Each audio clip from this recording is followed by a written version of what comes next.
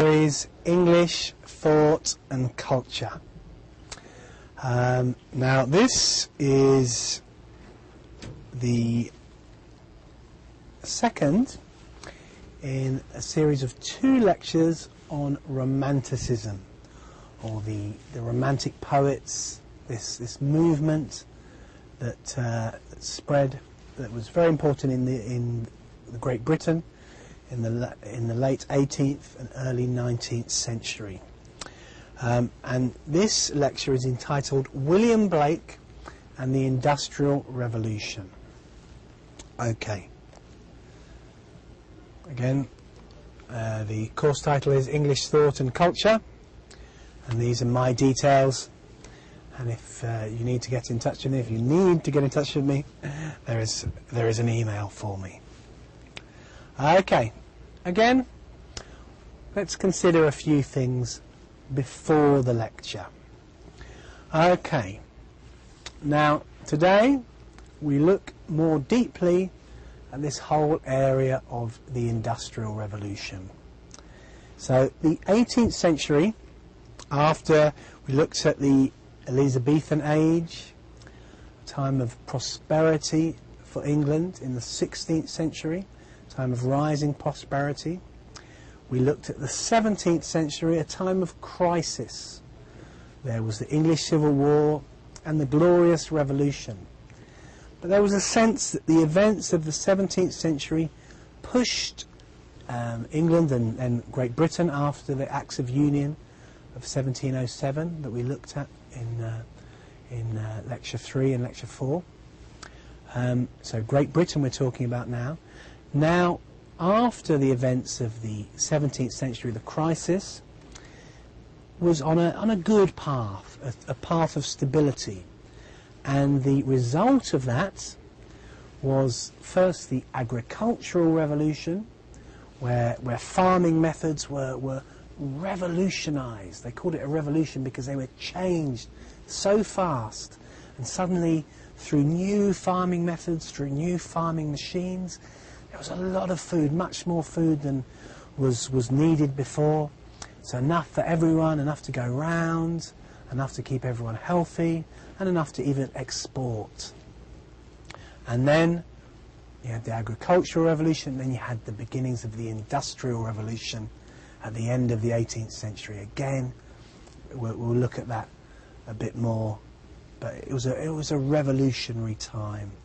So this was causing major changes in the countryside, as there were more factories and buildings, you know.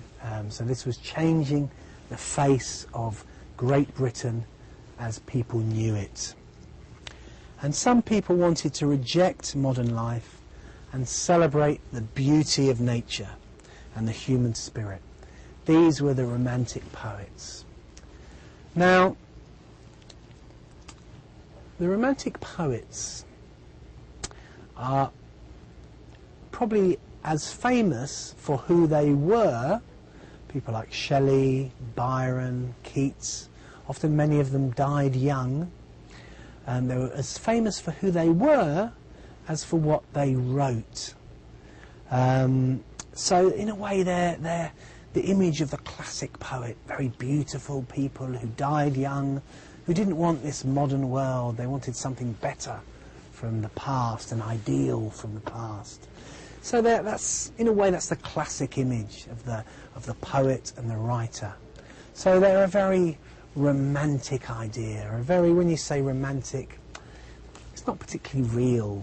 You know, they weren't particularly practical people, the Romantic poets. Okay, what about William Blake? Now, William Blake is a very, very famous figure. Everyone would have heard of William Blake in the UK, but they probably wouldn't know that much about him. He's a bit of a strange character. He was not only a poet. His time was about the same as Wordsworth. Born in 1757, died 1827, so obviously slightly younger. Died younger than William Wordsworth. He was a poet, but he was also a painter. You know, some say he was one of the greatest painters one of the greatest English painters, and a printmaker. He made incredible prints, you know, and a lot of them had a real depth and vision in what he printed. He wasn't famous during his lifetime. Now, a lot of the other poets I mentioned, Shelley, Keats, Byron, these people were from very rich backgrounds. William Wordsworth wasn't quite from such a rich background, but he was from a comfortable middle-class background. But William Blake was a poorer man, and that might have affected some of his poetry. And he died very poor. You know, no one knew him. He was one of the greatest painters and poets in the English-speaking world, but no one knew him during his lifetime, and he died very poor. And probably more than any of the Romantic poets, he hated the effect the Industrial Revolution was having on the life and people of Britain. Now, here we come to an interesting point, because in reality, the Industrial Revolution was very, very, very positive for the people of Great Britain. You know, it caused a rise in health standards, it caused a rise in all sorts of things that made life better. But in the beginning of the Industrial Revolution, to an observer, it would have looked very negative. You know, child labour, big smoky factories, ugly, ugly cities, slums in the cities for these workers. And so an observer could have been very anti the Industrial Revolution, but the reality to the more sensible people was that it was a very positive thing. And just finally, he was a great painter as well as poet. Okay, let's have a look at the Industrial Revolution. The Industrial Revolution in the Great Britain, as it was at that time, was the transition to new manufacturing processes in the period from about 1760 to sometime between 1820 and 1840. So this is very much in the lives of Wordsworth and Blake. So it was when we say revolution, revolution means very fast change. So suddenly, in terms of technology, in terms of processes of manufacturing, in terms of the amount of manufacturing, in terms of the rising quality of the goods being made, manufactured in factories, this was a revolution. It began in Great Britain, and within a few decades had spread to Western Europe and the United States. Now, this is very important. The Industrial Revolution, this is important more from a historical point of view than from talking about William Blake. But the Industrial Revolution started in Great Britain. You know, later on in the end of the 19th century, it went to Northern Europe, especially Germany and the United States. But at the beginning of the 18th century, Britain was really the only industrial power. Okay, the Industrial Revolution marks a major turning point in history. You know, from up to, like, say, for example, population and manufacturing and the goods, the clothes people wore, the things they drive and they get around in. You know, up to the 18th century, these things obviously changed, but they did not change in the revolutionary way. They started to change after the Industrial Revolution. You know, so in whole areas like health, population growth, clothes, transport, things started to really change from the 18th century. And every aspect of life, every aspect, the phones we use, all comes from ultimately the Industrial Revolution, because that's what started our move to a more technological society.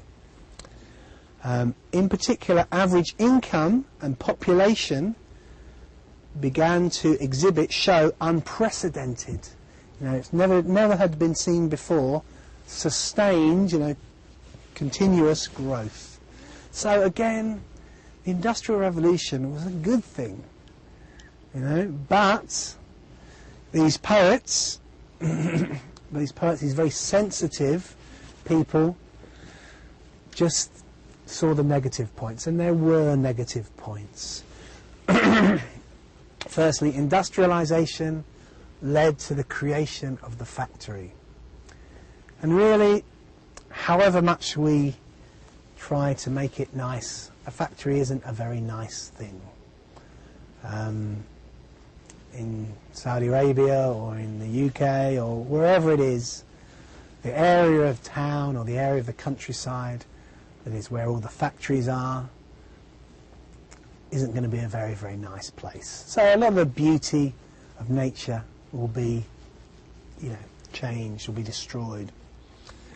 The factory system contributed to the growth of urban areas, because instead of like 2 or 3 people making something, some traditional thing in their home or in a little place, in a workshop, they would bring many, many people together to make things, to make clothes, to make vehicles, or to make some sort of household goods.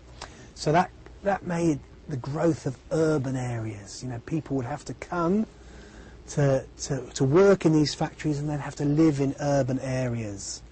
So, and large number of workers migrated into the cities in search of employment in the factories. And people say, they left their beautiful villages to come to these awful factories and awful sort of urban, awful cities, But the reality is they came because the wages were better. And so this is where the Romantics are a little bit, maybe their ideas are a little bit romantic, dreamlike. Also, there was a whole issue of child labour, and William Blake talks about this a lot. Child labour had existed before the Industrial Revolution. This is the employment of children. But with the increase in population and education, it became more visible. Many children were forced to work in relatively bad conditions for much lower pay than their elders. So, in a factory, it didn't take a lot of skill. So a little 8-year-old, 9-year-old boy could do the same job as a 30-year-old man, but obviously get paid an awful lot less. And a lot of sensitive, poetic people said, this is terrible. And William Blake, he wrote poems about chimney sweepers and child labourers, and many children would die of industrial diseases because of these factories and their smoke. Sometimes the children would die, and this was a terrible image that the poets started to write about. Okay. So this is William Blake and the Romantics' view of the Industrial Revolution. So the Romantic poets hated the way the Industrial Revolution was changing the British countryside. We've talked about these ideas before. And so they focused on the beauty of the English countryside that they thought was being threatened. They thought eventually there would be no countryside. And the English countryside was changed. That's very real. They also thought that the atmosphere in the cities and things like child labour were damaging the human spirit, were damaging what is like essential to being human, and wanted to return to the pre-industrial way of life, or rural ideal, which is like this idea that things were better when we lived in the countryside. And maybe they were, but people move to cities for a reason, you know. And so there's two sides of these things. Blake especially saw and portrayed the Industrial Revolution with very strong and dark images that showed how he felt that the machines were destroying both nature and man. So Blake, he saw and portrayed the Industrial Revolution in very, very powerful, dark terms. And the poem we're going to look at now is about the Industrial Revolution. It's about a lot of those dark, very, very, very dark terms he uses about the Industrial Revolution. His poem is called The Tiger. And the tiger, this is an old spelling, T-Y-G-E-R, an old spelling of the word, modern word tiger, the animal. And it is one poem in Blake's great work of poetry, which is Songs of Innocence and Experience. Now, the innocence often is the innocence before the machines, before the factories, the old, innocent, rural, country way of life. You know, and the experience is the crushing, the darkness of the Industrial Revolution. There's other ways of looking at those two ideas, but that's a way we can look at it. So the Tiger is called the most famous of his works, and people who won't know much about William Blake, you know, British people, will know something of this poem, The Tiger. It's a classic of English poetry. Again, like the Daffodils, this is a cornerstone of English poetry. Very important poem. Many people have seen it, have different ideas about what it's about. They see different things in it. But we're just going to look at one viewpoint on this poem. Many see it as a large metaphor. Remember this word metaphor, using, describing one thing to actually mean and point to another. It's a large metaphor for the Industrial Revolution. The imagery is of a tiger that is powerful and terrible, like the Industrial Revolution. So when it's talking about the tiger, this powerful, destroying, well-ordered, incredibly made beast, it's talking about the factories, it's talking about urban life, it's talking about the new industrialization. Okay, and tiger, T-Y-G-E-R, is an 18th century spelling of the modern word tiger. Now here is the poem. I remember as a child, not as a child, in school, as a teenager, I could quote this poem completely, but I don't know if I can now, so I'll have to read it. But it's a very wonderful poem. It's probably one of my favourite poems in the English language. Tiger, tiger, burning bright, in the forests of the night, what immortal hand or eye could frame thy fearful symmetry? In what distant deeps or skies burnt the fire of thine eyes? On what wings dare he aspire? What the hand dare seize the fire? And what shoulder and what art could twist the sinews of thy heart? And when thy heart began to beat, what dread hand and what dread feet? What the hammer, what the chain? In what furnace was thy brain? What the anvil, what dread grasp dare its deadly terrors clasp? when the stars threw down their spears and watered heaven with their tears? Did he smile his work to see? Did he who made the Lamb make thee? Tiger, tiger, burning bright in the forests of the night, what immortal hand or eye dare frame thy fearful symmetry?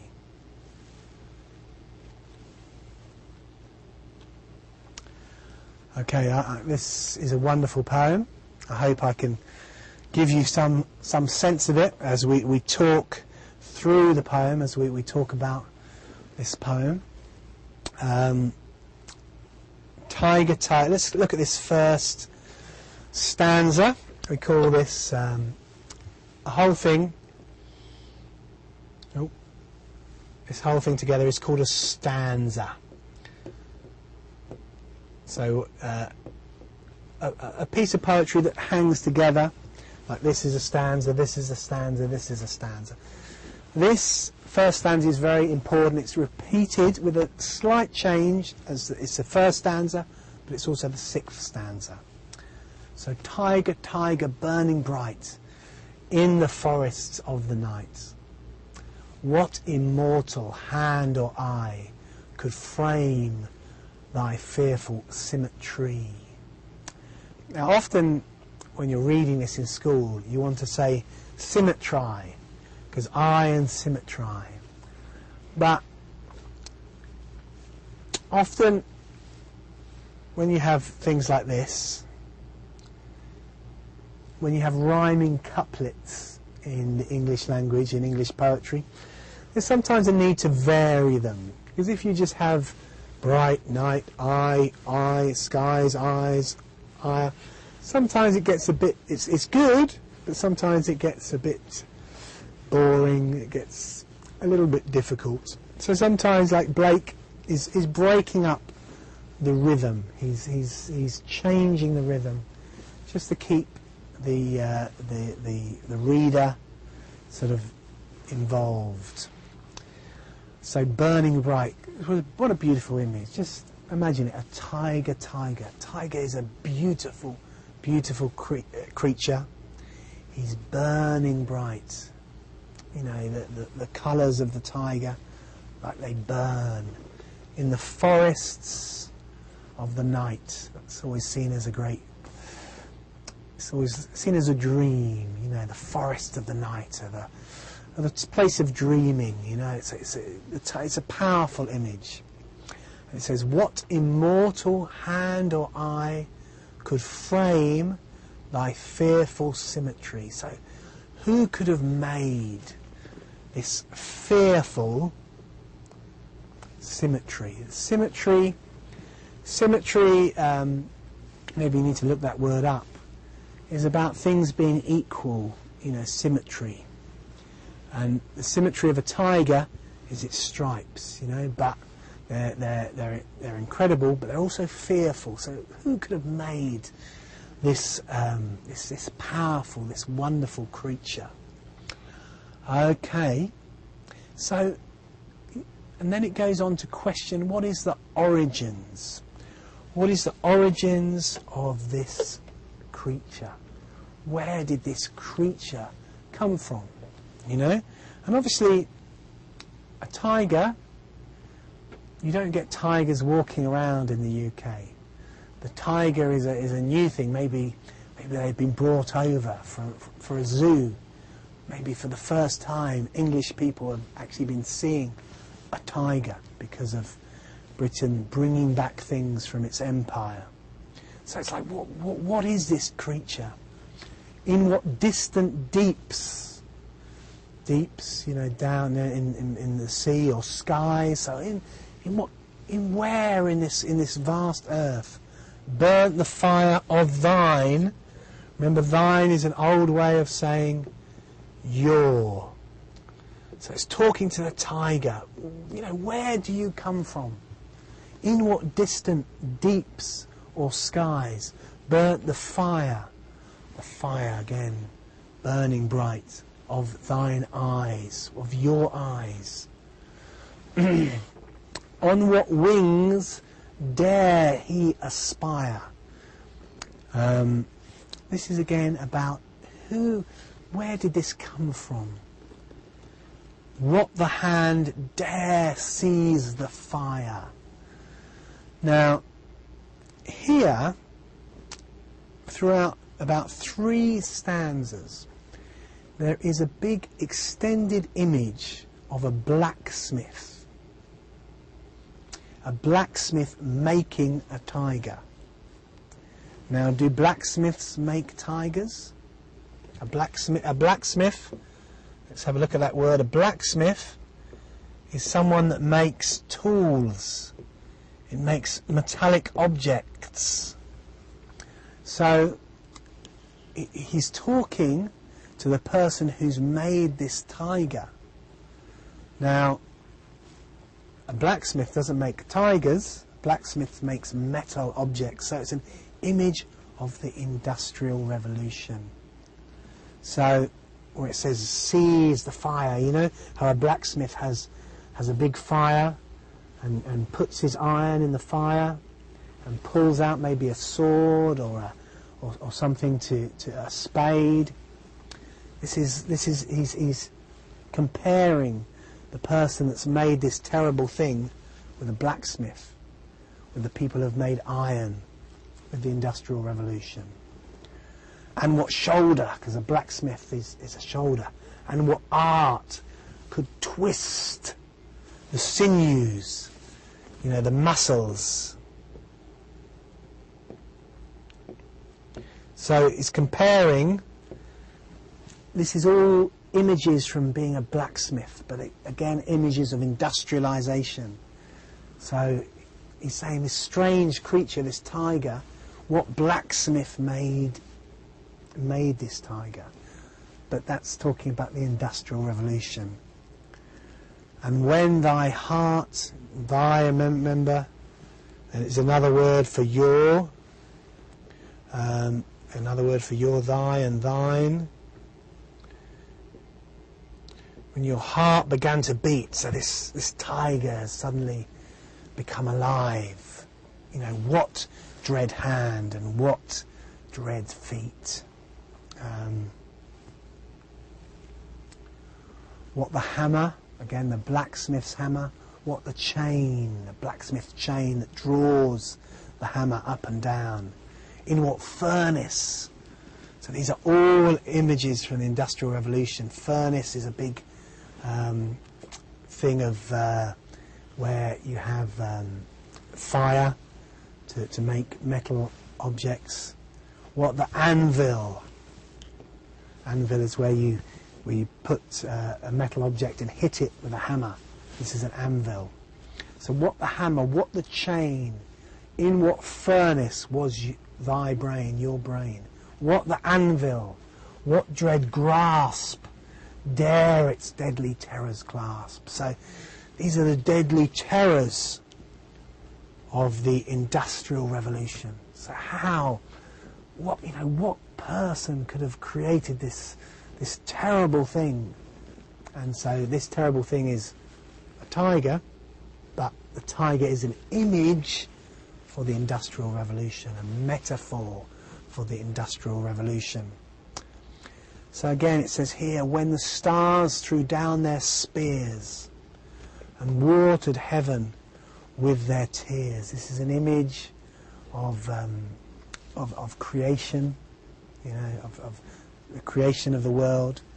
Did he smile his work to see? You know, that the person who made this blacksmith, who made this Industrial Revolution, this is obviously man, did he smile his work to see? Did he like this, what he's created? Did he who made the lamb is the image of innocence and peace and purity, an image of the English countryside and English innocent rural life before the Industrial Revolution. Did he who make the lamb make thee? Saying obviously no. This Industrial Revolution has come from another source. Tiger, tiger, burning bright in the forests of the night, what immortal hand or eye dare frame thy fearful symmetry?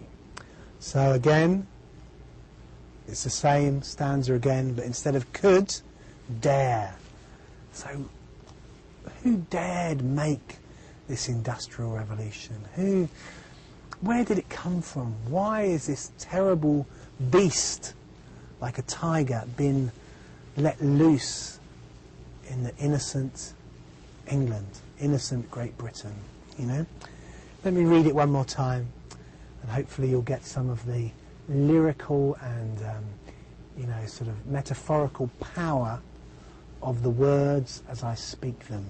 Because this is a very powerful poem.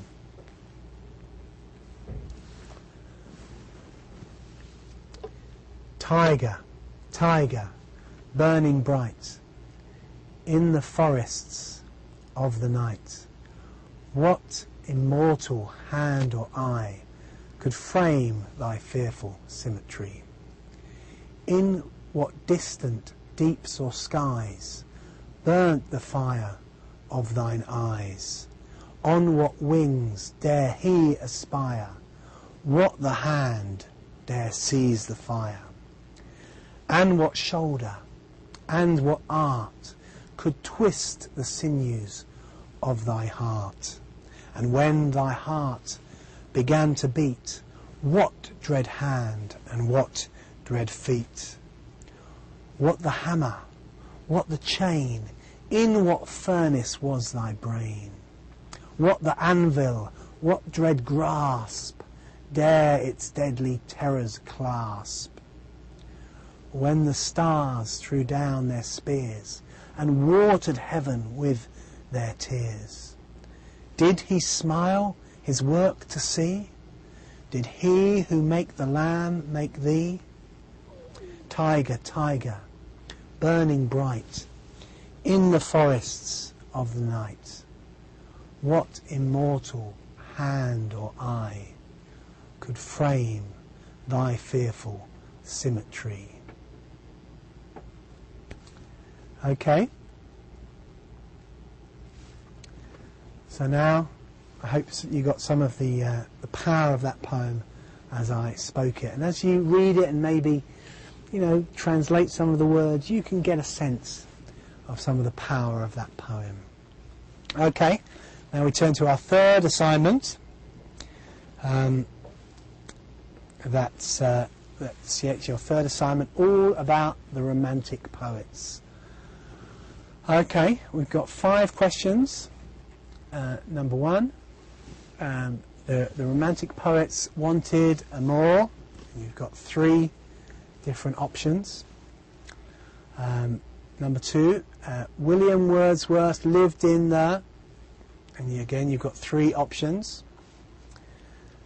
Number 3, the Lake District is in, and you have various options. William Blake was also a great, that's important. Okay, and number 5, the Industrial Revolution in England led to more, and you've got 3 different options there. So this concludes our series of 2 lectures on the Romantic poets and Romanticism. I hope you get a flavour of some of these poets, but obviously the 2 poets that we have looked at have many, many beautiful and wonderful poems, and there are other Romantic poets like Shelley, like Keats, like Lord Byron, who are very much, and of course Samuel Taylor Coleridge and Kubla Khan. You know, and I really recommend that you look at some of these, because this is really wonderful poetry, and it's very, very important in your understanding of English thought, literature and culture. Okay, so next week we'll be looking at the Victorian novel with Jane Austen, and then after that with Charles Dickens. But for now, that is the end of Lecture 6. Thank you very much.